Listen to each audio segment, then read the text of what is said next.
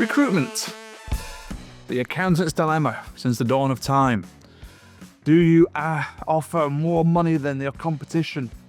Or if not, do you offer a career path that you'll hope to compensate for the lack of financial power in your offer? Or do you just complain about not getting the right people in the first place now? Everyone wants too much money and they expect everything for nothing. Well, let's find out. We're ready. This is season 2 of The Bullet.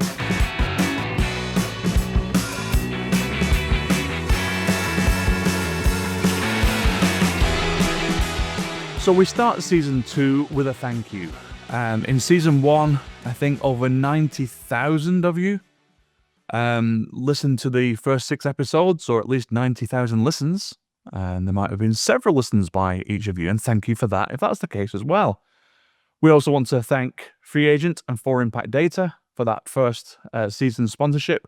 4Impact Data are back for the second season, along with ProNation, which is a new offer, which you'll hear about in the middle of this episode. The format seems to have worked for you, where we do 10 minutes, so you can digest them nice and easy, and where we describe the issue or the concept in the first part, and then provide practical solutions that are proven in the second part. That seems to work too, and we don't intend to change it. So let's deal with this. Recruitment.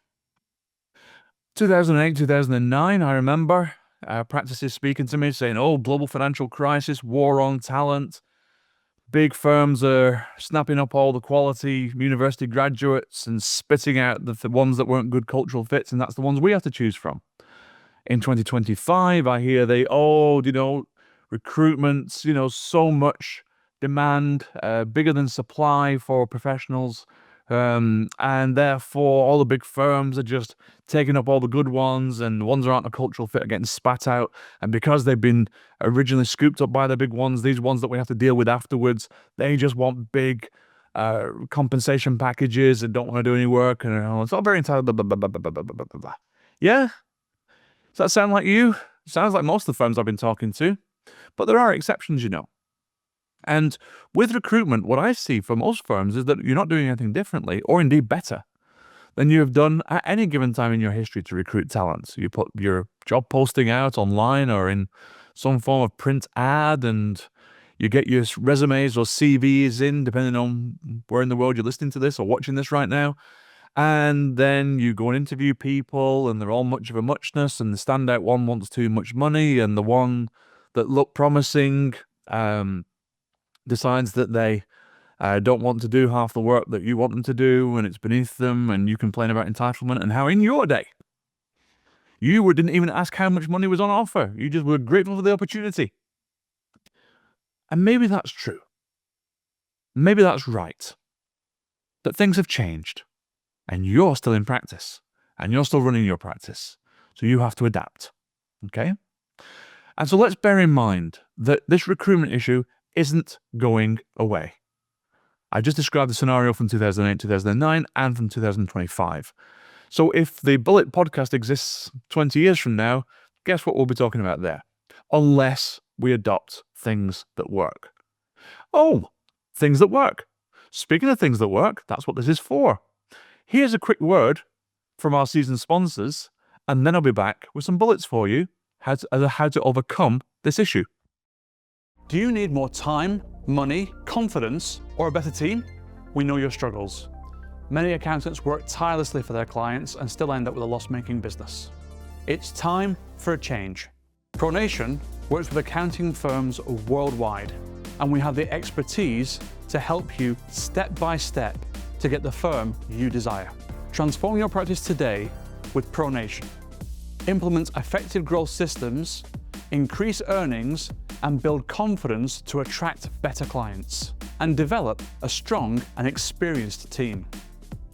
Make the change today and join the nation. If you're an accountant in North America, did you know that 4ID Business Guidance System monitors, predicts, and recommends course corrections for your business? It's designed to empower business leaders and advisors by combining the codified wisdom of successful entrepreneurs with artificial intelligence. So the software learns from thousands of companies' data and they provide affordable, actionable guidance that can be implemented in your business in not days, not weeks, not months, hours. Change the odds, get further faster, use 4Impact data for your clients in your firm. Find them at 4, that's the number 4, 4impactdata.com. That's 4impactdata.com.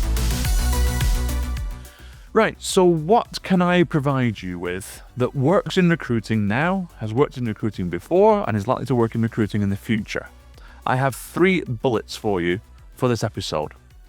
Number 1, consider open houses. Now, open houses are fairly commonplace in the US, much less so in the UK, and I can't tell you too much about the rest of the world, but I don't certainly hear much about it in the rest of the world, in the markets that I'm involved in.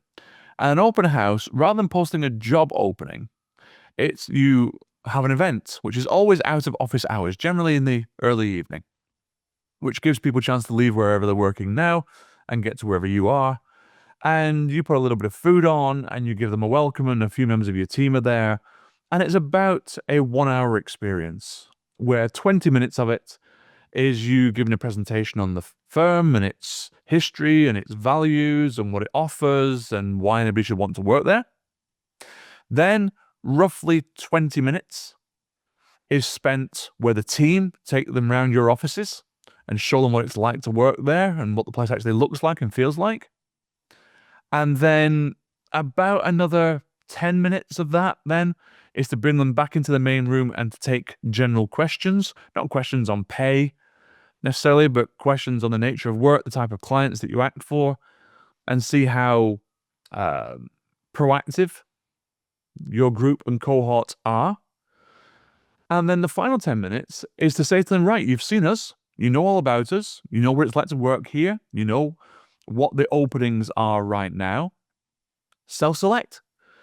If that's enough for you and you don't want to do anything more, then just leave. Thanks very much for coming.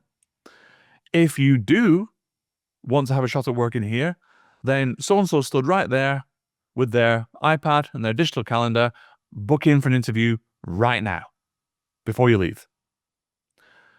And then you've just saved yourself a huge amount of time in recruiting, because those who were not a good fit for the firm already left. They've already gone. And those that do want to be there, even if it's not even the best of the bunch that were there, but they still want to know, and they still want to have a conversation with you. Huge time saver. So that's bullet number 1. Consider an open house. Bullet number 2. Consider a career path. The biggest complaint I hear from juniors, managers, senior managers, partner designates is that there's no career path laid out. You know, the vague one day you might be considered for partner, perhaps. Now, big firms have long since overcome this problem and have very detailed career paths and, fast tracks and executive tracks and that sort of thing. And you need to follow suit and go with the same sort of idea where you have got something where you say, look, whether it's wage increases, salary increases, whether it's responsibility increases and promotions, or whether it's something else, breadth of experience perhaps, you get to work in tax and audit and payroll and bookkeeping, whatever it is that you're trying to demonstrate to them that you can provide, okay, you may not have specific milestones to say, right, after 3 years that this happens and after 2 years that happens, but you can show them that it exists, and you can show them other people in the firm who have walked through the path. If you demonstrate that they're coming into a cube farm to stay in a cube farm indefinitely, expect recruitment to be tough, especially when you don't pay that well. Expect that. So show them that there's some sort of pathway, that there is some sort of succession, and they can climb a ladder in your firm. Otherwise, don't expect to recruit people who are particularly good or talented. So that's the second bullet. Consider articulating a pathway. And third, consider another form of self-selection beyond the open house. A firm I know, based in the UK, have when you go in their front door, there's an immediate stairway up into their offices, second floor offices, or first floor offices, I should say. Ground floor would be the first floor. First floor offices. And at the top is this board with lots of writing on. And on the right-hand side, there is a meeting room where the interviews take place. And when they arrive in there, in that firm, people are greeted, and if they've come for an interview for a job opening, they are told, hey, You're here to see so-and-so? Great. They'll be with you in a couple of minutes' time. In between times, could you just familiarize yourself with the information on that board, please? And when you've read through it, if it's not you, if it doesn't suit you, if you don't think you're a good fit or it doesn't describe you particularly well, feel free to leave. And when so-and-so comes to see you and you're not here, we'll know why. But if you familiarize yourself with that content and it is for you and it does sound like you or what you want to be, then we'll do the interview and it'll be great. And the content on the board that they were referring to was essentially a 10 Commandments style cultural mantra as to what it's like to work there and what you need to be like to work there. So they would talk on that board about only here do we have collaborative people. For example, only here do we have tolerant people. Only here do we have ambitious people, commercially minded people, whatever it is. But there was I think there was actually 12 commandments on this board, which was, again, an immediate self-selector. If you don't fit this criteria, you won't enjoy it here. Save us the trouble of having to interview you. Leave.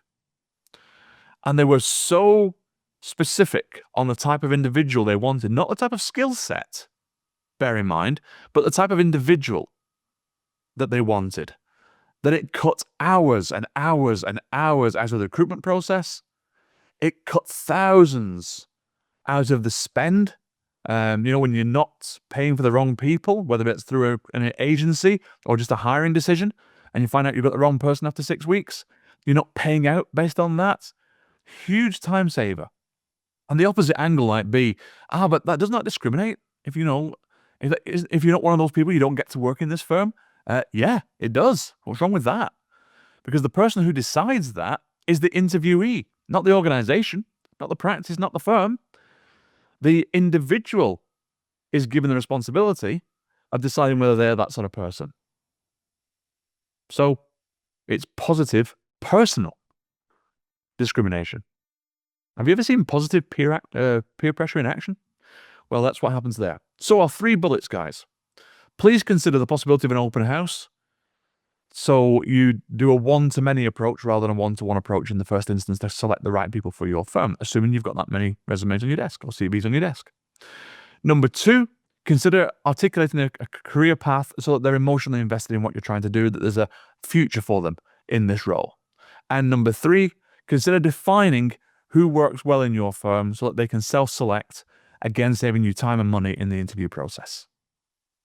When you do those things, it becomes less about how much they're getting paid and more about what impact they're creating.